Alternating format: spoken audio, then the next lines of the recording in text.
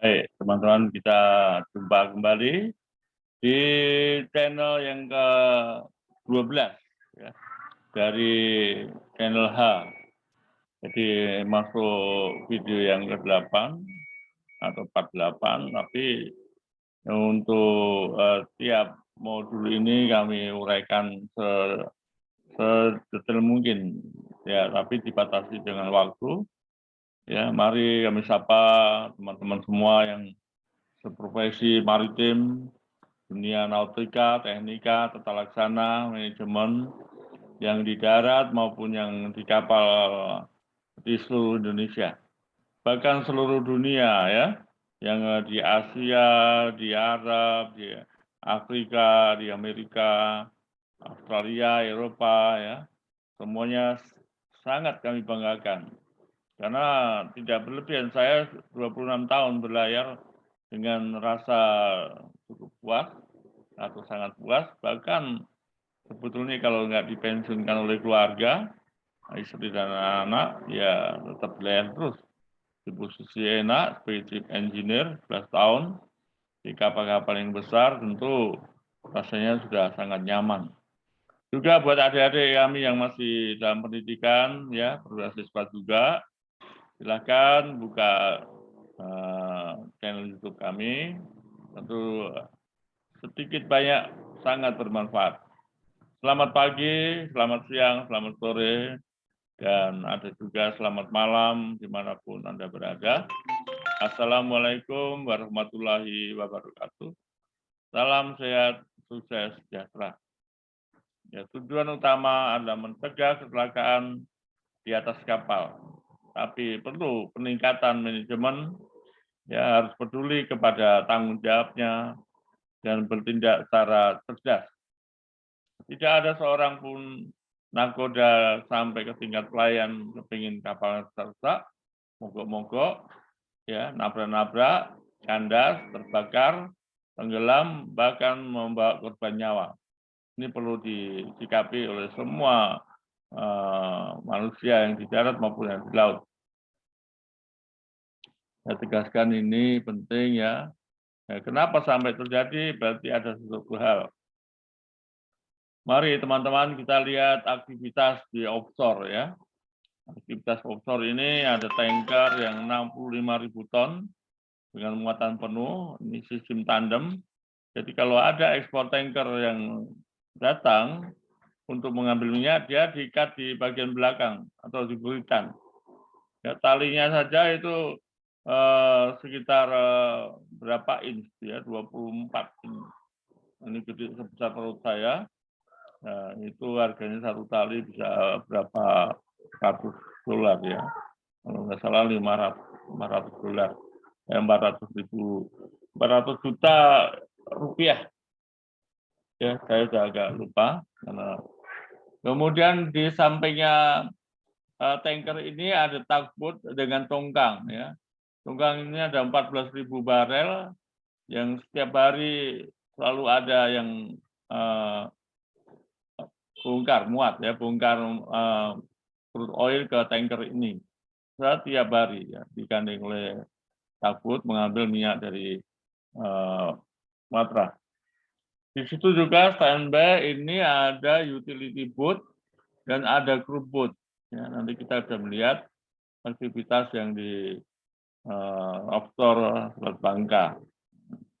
Ya, cukup lama, mulai tahun 2001 sampai 2016 menangani offshore ini.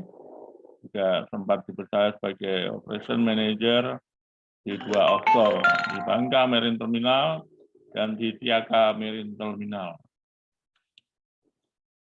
Baik ya, tadi ada utility boat, ini tugasnya adalah menggait tali-tali yang akan dikirim kepada ekspor tanker.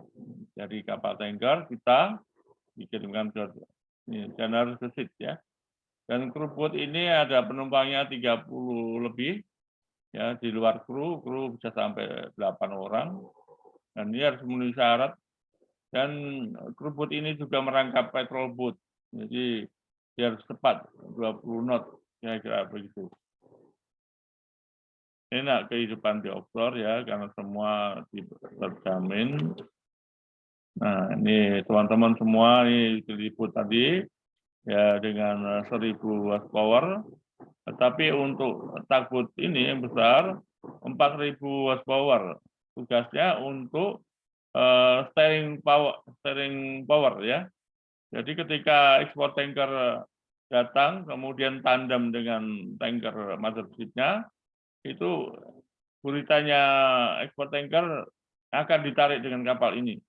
Kalau melawan arus jangan sampai kapal yang ekspor tanker itu kena angin terlipat ke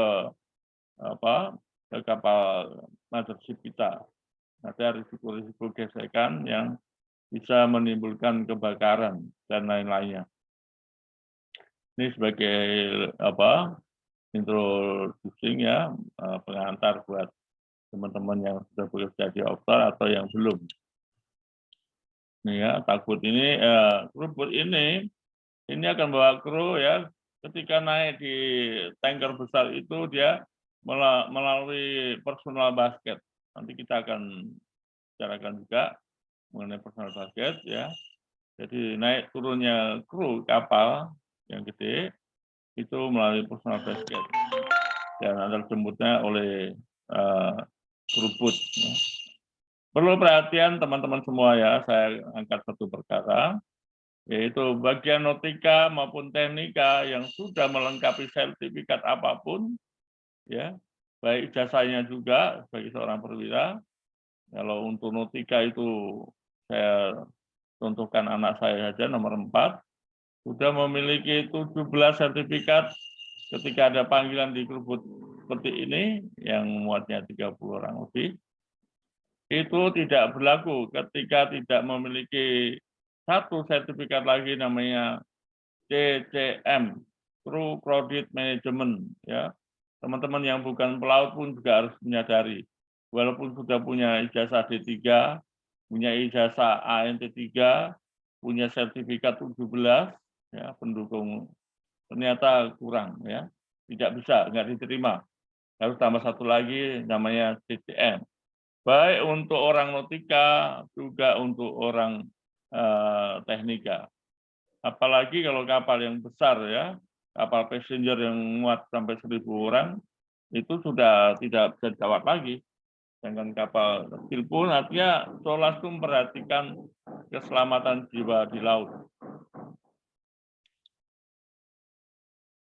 Ini kami masih menyelesaikan di channel H ya, sesi yang ke-12, 13, dan 14 baru berganti dengan manajemen damage control. Saya tidak uraikan di atas, bisa Anda baca. Ya, bedah buku ini masih mengambil development GMT and damage control. Dan seterusnya kami ingatkan juga buat teman-teman dukungan Anda untuk menekan tombol atau lonceng subscribe agar waktu kami upload buku baru dapat informasi yang baru.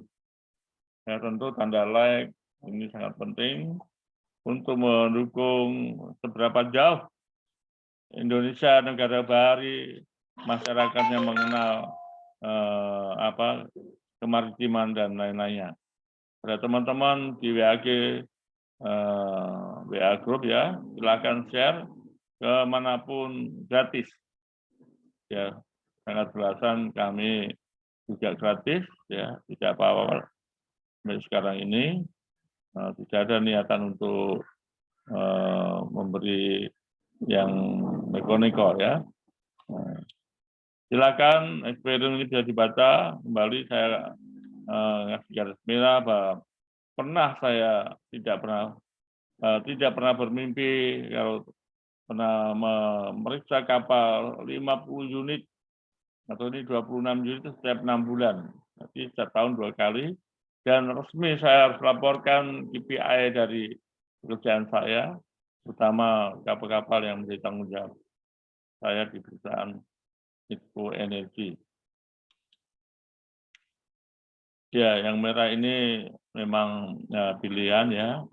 Kalau tim ahli Dewan Penguji Keahlian Pelaut ini hanya dibatasi 14 orang. 7 orang teknik, orang nautik. Kalau jumlah anggota seluruhnya ada 350-an kira-kira. Tapi yang mendapat kehormatan tim ahli hanya 14 orang melalui SK Dirjen Perhubungan Laut setiap 2,5 tahun sekali diperbarui. Jadi ada sekitar 5 kali saya mendapat SK tersebut. Yang di bawah ada rekor muri, juga satu prestasi yang tidak kami impikan. Kami sungguh-sungguh bekerja dan loyal kepada perusahaan. 3 ibu kandung alma mater yang kami banggakan, ya, baik untuk D3 di PLN Semarang, untuk S1 dan Fatabinya di STIP, dan untuk S2-nya di BP3IP, semuanya membentuk kita, membentuk teman-teman semua, membentuk dinda-dinda semua yang ingin meningkatkan karirnya di 3 perguruan tinggi ini. Tentu kalau untuk D3 seluruh Indonesia sangat banyak, ya. Sebaiknya setelah D3 ini teman-teman bisa mengambil di S1 di STIP maupun di BP3IP dan seterusnya. Ini semua di bawah Direktorat Jenderal Perhubungan Laut, Kementerian Perhubungan, ya. Saya nggak singgung lagi, sudah cukup banyak bicara tentang Dirjen Perhubungan Laut yang seharusnya adalah mantan nakoda atau mantan PKM, dan di Kementerian Perhubungan yang berposisi yang strategis tentang kemaritiman sebaik-baiknya dan seharusnya ditempati oleh Master Marine dan Master Marine Engineer. Ini buat kami, apakah saya lihat sudah ada, tapi masih sedikit, ya. Buku-buku ini yang aneh tapi nyata di toko buku Gramedia seluruh Indonesia tidak ada. Ya, jadi kepedulian teman-teman mulai dari SMK itu, ya tentu ada permintaan dari sekolah, Kementerian Pendidikan dan Kebudayaan. Buku ini langsung door to door oleh pabriknya, penerbitnya yaitu penerbit Jangkar. Nah, kami harapkan dalam musim pandemik 19 ini tentunya sangat penting buku ini. Para dosen kewalahan memberikan ilmunya, para murid pun juga kewalahan menerima muridnya. Ini perlu disadari oleh semua dosen di seluruh Indonesia, khususnya ya tentu seluruh dunia. Ya, kalau ada bukunya, kita di dalam Zoom meeting atau daring itu tinggal menjelaskan poin-poin yang sangat penting, ya. Tapi kalau materi teman-teman dosen yang memberikan pelit-pelit, ya, atau tidak memberikan seluruhnya kepada murid, entah taruna, entah mahasiswa, ya artinya saya mohon maaf sebetulnya kalau era 2 tahun musim pandemi Corona 12 ini, mutu atau kualitas dari mahasiswa atau taruna sangat kurang.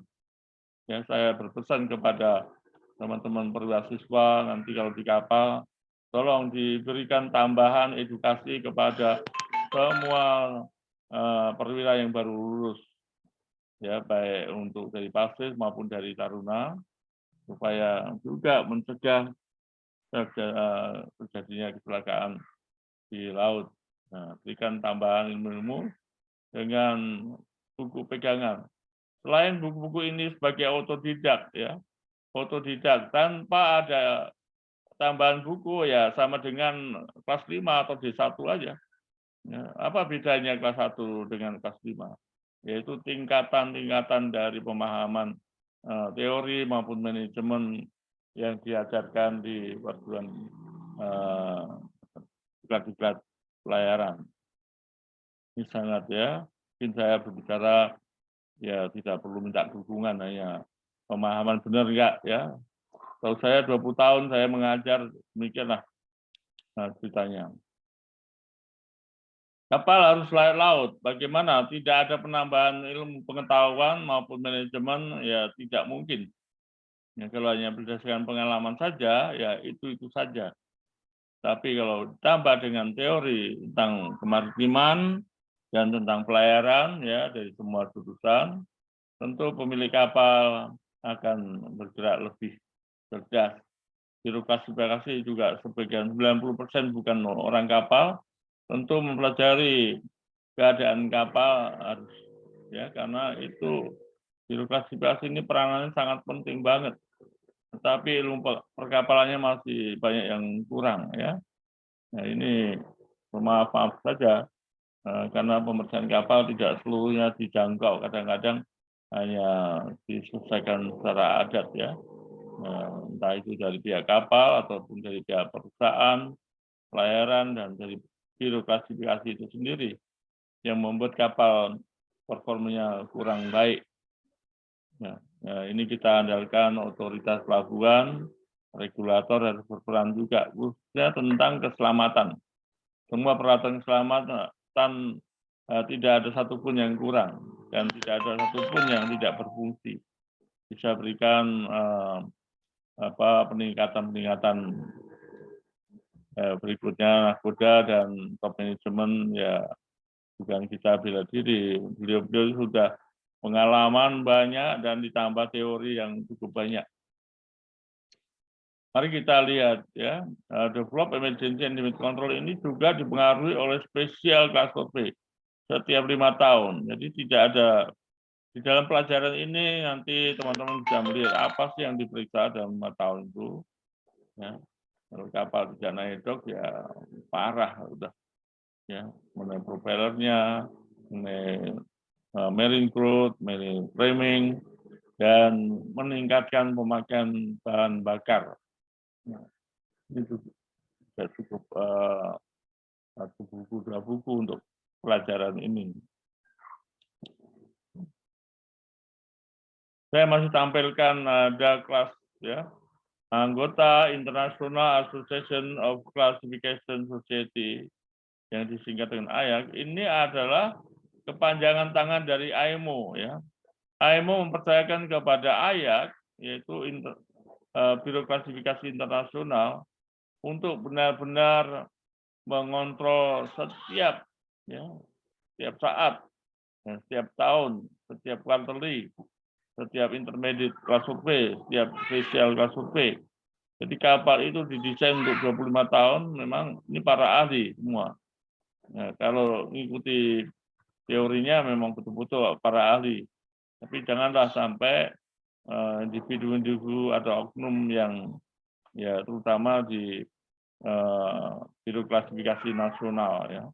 Saya nggak sebutkan entah yang di Indonesia apa dimanapun berada, kalau nasional bobot kualitasnya itu kurang seperti pengalaman kami laut register ada 15 kapal lebih ditangani, walaupun beliau-beliau itu adalah orang Indonesia. Ya sama dengan yang di Biro Klasifikasi Indonesia, tapi mental tanggung jawabnya luar biasa. Ya, saya harapkan teman-teman di BKI juga bisa melaksanakan tugasnya dengan benar, setara dengan Lloyd Register atau yang lainnya. Ini, pemerintah dalam hal ini Direktorat Jenderal Perhubungan Laut ya telah melakukan instruksi Presiden Impres nomor 5 Keputusan Menteri Kapten 1 supaya kapal berbendera Indonesia itu diawaki oleh orang Indonesia. Tapi apakah mampu ya? Ya untuk kapal-kapal yang seperti ATS itu kapal harganya mahal takut, tapi dengan horsepower-nya yang besar. Nah, kesiapan kita harus tunjukkan sehingga ketika krunya ganti dari kru asing kepada kru Indonesia, kita harus betul-betul siap. Saya yakin siap karena banyak juga teman-teman Merah Putih yang bekerja di offshore yang lain dengan kapal-kapal yang sama. Ya. Janganlah 1-2 orang oknum yang tidak bertanggung jawab membuat citra pelaut kita ya tidak baik. Ini ada catatan dahulu ya. Dahulu waktunya kalau dok lama, kita harus tepat sekarang. Dahulu biaya mahal, sekarang disesuaikan, jangan sampai mundur-mundur. bottom survei 2,5 tahun. Nah, sekarang bottom survei 5 tahun sekali, ini sangat riskan ya. Jadi kalau kapal terganggu baling-balingnya atau kondisi bottom survei atau under bottom survei tidak baik, ini yang sekarang ini berbahaya ya. Menurut saya under bottom survei hanya bagian kecil aja, tidak semua plat. Jadi bisa terjadi kapal bocor, ya baik di palka, di bagian dasar maupun kamar mesin. Ya. Saya menemukan ini sangat banyak. Yang kapal 2,5 tahun tidak naik dok. Ya. Jadi sudah jangan naik dok untuk underwater survey ini tidak perlu lama sebetulnya. Paling lama 2 minggu. Kapal yang panjangnya 360, hampir 400 meter aja hanya 2 minggu selesai. Ya bukan untuk repair. Running repair bisa dikerjakan di tengah laut. Survei machinery membuka semua bagian ya, survei lainnya. Dan biro klasifikasi ini sangat penting peranannya. Ya, saya masih mengharapkan biro klasifikasi kita mempunyai pengetahuan yang mendasar. Susunan spesial kelas survei untuk kapal yang menerapkan sistem perawatan berencana, daftar semua komponen ini teman-teman yang di kapal juga harus tahu ya, apa yang mau diperiksa sih. Kemudian jangan sampai teman-teman di kapal pun nggak tahu. Mari kita lihat daftar semua komponen yang termasuk dalam rencana pekerjaan. Main engine, ya, auxiliary diesel engine, steam boiler, main air compressor, pump, pompa-pompa, refrigerator, deck, machinery, heat exchanger, pipes and valve, electric equipment, safety equipment, dan lain-lainnya. Tentu ini bukan berarti waktu dok langsung diperbaiki semua ya. Di dalam perjalanan kita punya waktu banyak. Jadi syukur-syukur kalau dari 12 item ini mungkin hanya 3 atau 4 yang dikerjakan, yang tidak bisa dikerjakan selagi kapal berlayar karena waktu, karena suhu cadang, karena besarnya pekerjaan dan lain-lain. Tapi 12 item ini harus dijalankan. Mari kita lihat jangka waktu membutuhkan untuk perawatan. Ini penting. Peranan orang kapal dan peranan pemilik kapal, khususnya bukan penyewa kapal, pemilik kapal, ya. Kita 6 bulan sebelumnya harus membuat docking repair list dari pihak kapal. Sebaik-baiknya pembuatan ini harus sungguh-sungguh benar ya. Top manajemen kapal, dalam hal ini nakoda, Molim 1, kepala kamar mesin, duduk dalam satu meja untuk membahas seluruh rencana kerja. Ini kami lakukan ya. Pak Ishak melakukan ini untuk kapal 30.000 ton, persiapan mau ke Singapura. Ya, kami tentukan yang bisa dikerjakan oleh orang kapal, kerjakan orang kapal. Gitu ya, kecuali suku cadang. Dan waktu itu tahun 99, kapal 30.000 ton, ya boleh dikatakan Pertamina 3008, itu kami targetkan 1 bulan selesai. Ya. Tetapi mundur 1 minggu karena ada sesuatu hal. Jadi material request itu sudah kita lakukan 6 bulan sebelumnya. Jadi teman-teman yang ada di kapal yang tahu bahwa 6 bulan yang akan datang adalah kapal naik dock. Jadi kita siapkan baik-baik dan top manajemen harus kumpul dalam satu meja. Ya. Setelah itu akan diperiksa oleh biaya-biaya oleh armada, budgeting, jangan semena-mena main coret ya, harus dibicarakan dengan pihak kapal. Jadi pihak pemilik kapal dan kapal harus satu. Ya. Jangan sampai hal yang penting dicoret, diabaikan. Nantinya waktu di atas dok muncul lagi permintaan docking repair itu. Inilah yang sering terjadi menghambat lamanya di atas dok. Ya. Rencana 1 bulan bisa jadi 2 bulan dan seterusnya. Di biro klasifikasi ya kalau perlu diajak ya sebelum final supaya spesial surveinya itu matang betul. Spesial survei mengembalikan kondisi kapal ya, performa kapal, misalnya dari 100% menjadi 95%. Jangan anjlok menjadi 80% dan seterusnya. Jadi memulihkan untuk 5 tahun ke depan, itu spesial kelas survei. Ya, untuk mengembalikan sehingga diperkirakan di usia 25 tahun kapal masih kondisi 75% dan masih layak laut untuk perpanjangan sampai tahun ke-30. Mari teman-teman semua instruksi-instruksi perawatan ini ya dengan serius kita perhatikan. Nah, ada kerugian waktu efektif operasi kapal.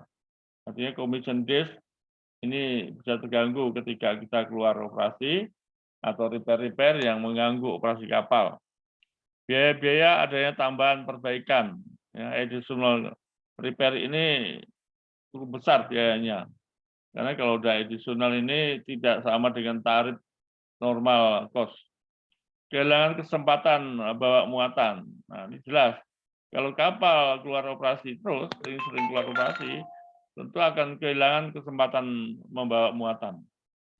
Biaya operasi kapal menjadi naik tinggi, overheat. Ini teman-teman di kapal juga harus tahu, ya.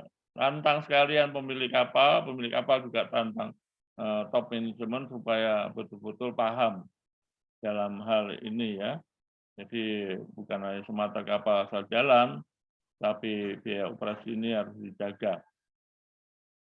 Kerugian dari unit kapal semakin besar.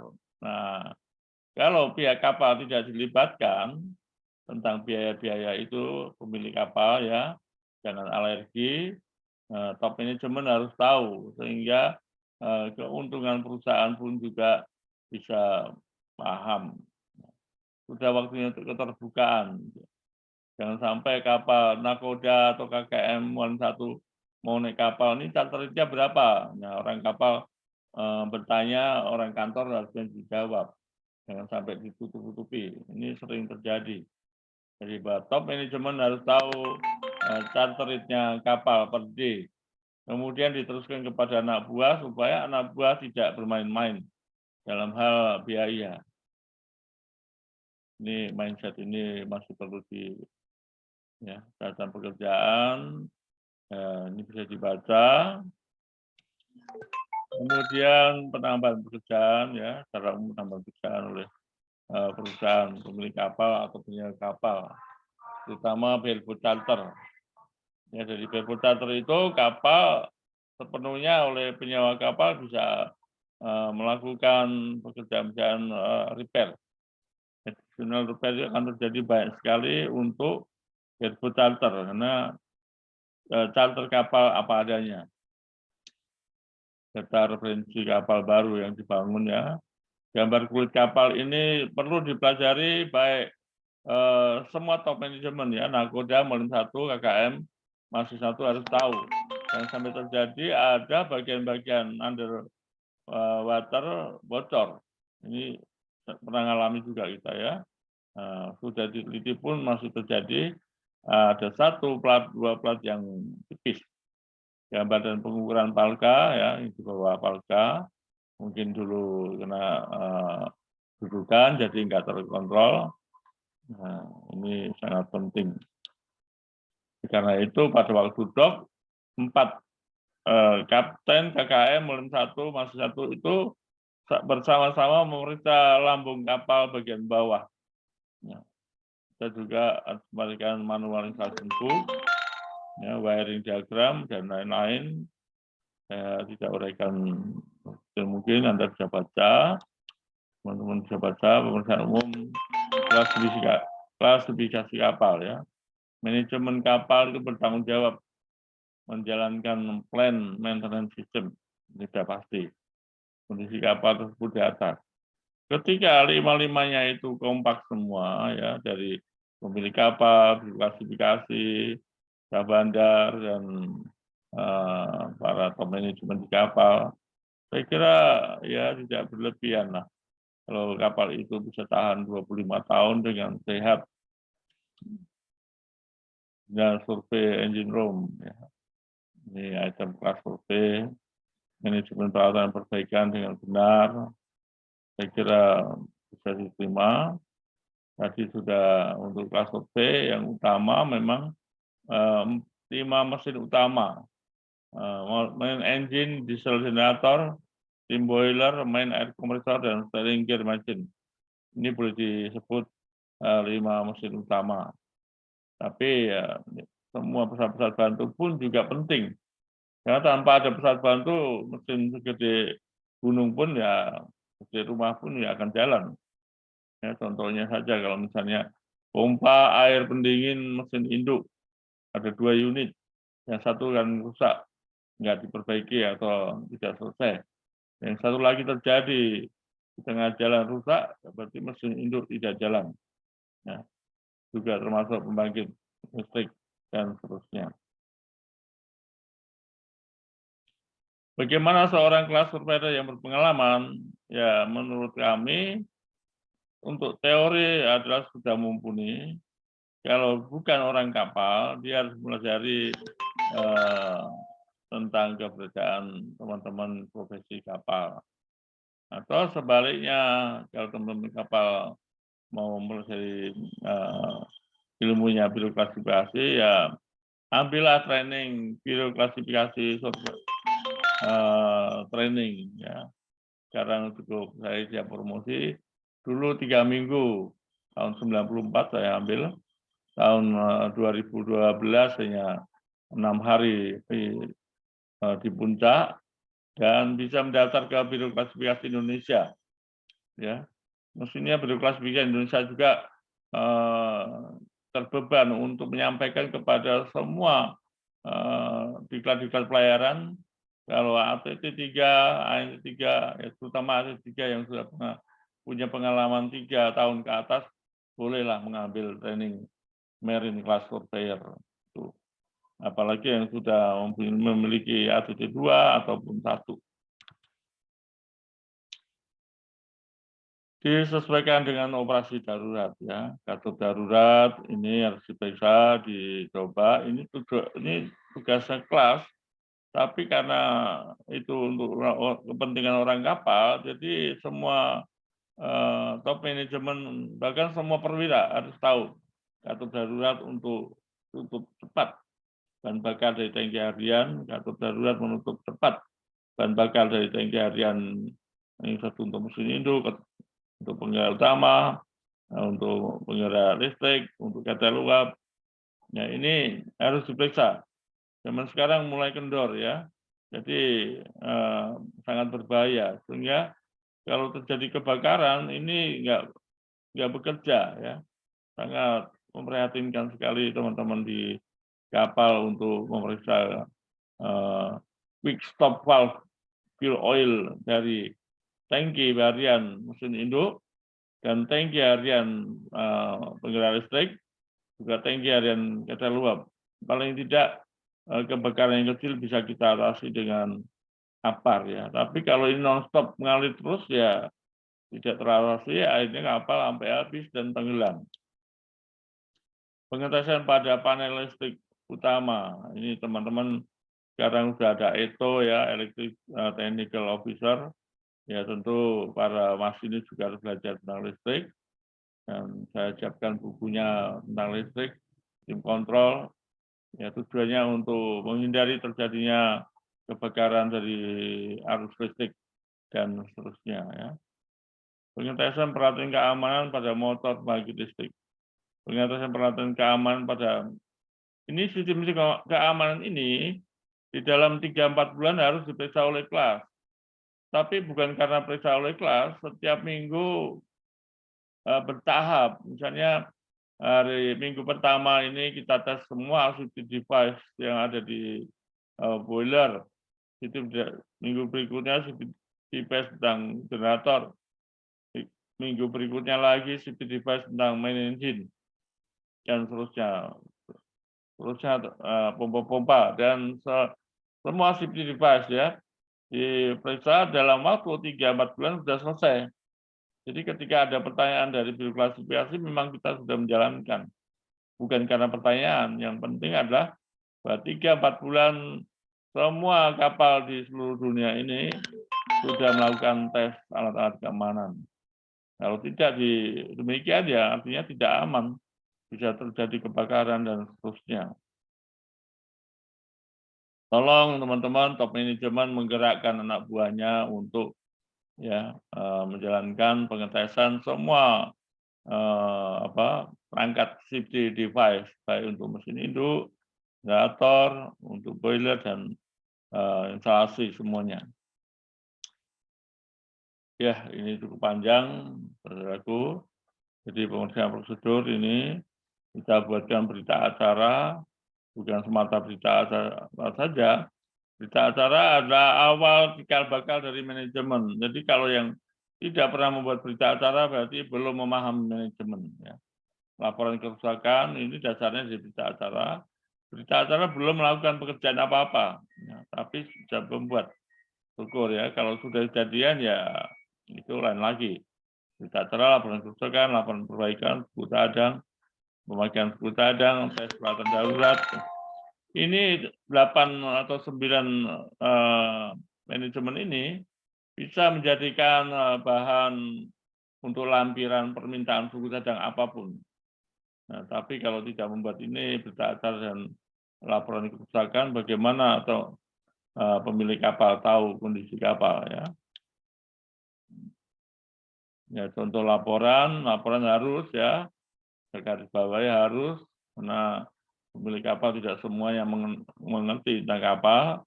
Berikan laporan daily report, weekly report, monthly report, yearly report dan seterusnya. Saya kira cukup menarik ini ya. Kalau dibacakan ya. Oke, kita lanjut latihan tugas ya. Tadi report itu, kami ulangi lagi, report ini apa yang sudah direncanakan reportnya, ya. Terutama yang mengganggu operasi kapal. Apa yang sudah disepakati bersama laporkan, ya kalau sudah ada persetujuan. Apa yang sudah menjadi rencana kerja tertulis, dan apa yang sudah dikerjakan oleh teamwork, dan apapun hasilnya dari seluruh pekerjaan tim manajemen harus ya sekali lagi secepatnya kalau mengganggu operasi kapal harus dilaporkan. Yang terkenal di dalam manajemen itu planning, organizing, evaluating, controlling. Tetapi untuk item code ditambah lagi ya, yaitu reporting yang lengkap. Ya, ini manajemen kantor pusat, head office, manajemen sebagai penerima reporting. Baik, latihan tugas buat Anda yang ingin mereview rangkuman. Badan klasifikasi nasional ataupun internasional pengertiannya adalah suatu badan independen yang mendapatkan kewenangan dari IMO. Ya.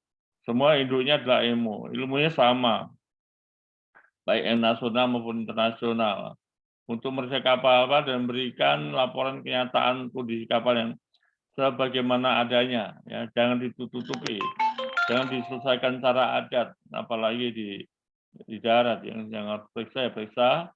Tentunya para top manajemen juga harus jangan memberikan kesempatan kepada biro klasifikasi kalau diselesaikan secara adat atau tidak diperiksa. Jadi tim top manajemen juga harus paham betul betapa pentingnya pemeriksaan dari lembaga biro klasifikasi, badan klasifikasi atau biro klasifikasi harus dapat memberikan rekomendasi serta melakukan survei-survei quarterly survei, annual survei, intermediate class survei, dan sampai special survei.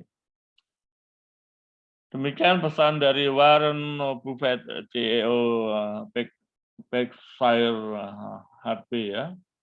Waktu ada sahabat bagi mereka yang ingin berhasil.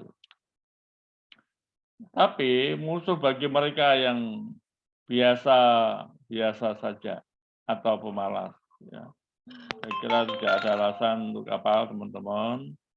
Kita manfaatkan waktu, karena waktu tidak bisa mundur lagi. Jikalah supaya kapal itu segar, bugar. Ya, saya sangat bangga dengan teman-teman yang di laut. Sangat bangga juga dengan perusahaan pelayanan yang memperhatikan. Ya. Karena setiap saya audit, saya sempatkan telepon kepada pemilik kapal, untuk menjaga kapalnya tetap eksis bagus. Ya, ada kesempatan berpikir, ya agak panjang, untuk mikirnya agak panjang juga ya. Nah, jangan 1 menit, 1,5 menit. Ya boleh berpikir sambil melihat wajah orang berpikir ya. Oke, saya lanjutkan lagi. Dukungan Anda sangat berarti. Sekali lagi, silakan tekan tombol atau klik tombol subscribe agar pada waktu upload buku baru dapat informasi yang baru ya. Berikan like dan share kepada semua teman-teman yang mempunyai profesi kemaritiman, pelayaran, dan kebahariawan.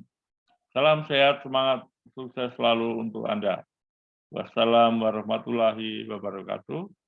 Terima kasih. Kita akan jumpa di sesi yang ke-13.